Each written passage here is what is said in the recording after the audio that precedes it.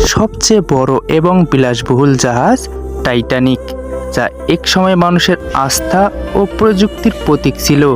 কিন্তু 1912 সালের 15ই এপ্রিল সমুদ্রের তলদেশে হারিয়ে যায় এটি। কেনই ঘটেছিল বা এই ভয়াবহ বিপর্যয়?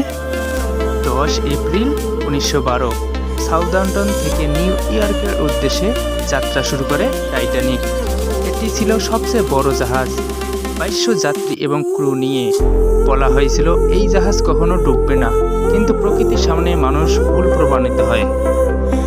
14 এপ্রিল রাত 11:40 অন্ধকার সমুদ্রে একটি বিশাল হিমশৈল ধরা পড়ে।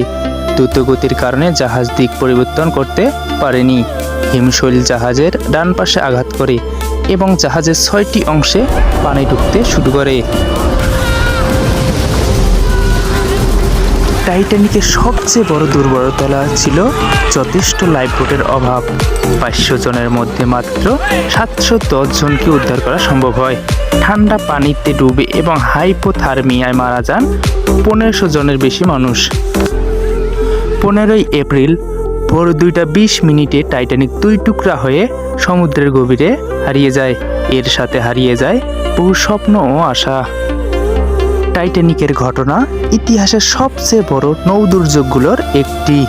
এটি আমাদের স্মরণ করিয়ে দেয় প্রকৃতির শক্তি কখনো অবহেলা করা যায় না।